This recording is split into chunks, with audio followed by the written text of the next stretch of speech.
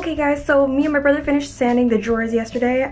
Turns out I can just paint right over top of it, so I'm not gonna sand the main part of the dresser. I've got it outside, we're ready to paint. I've got my paints right here, so let's just get painting before the wind picks up and I get dirt on everything. So let's do that.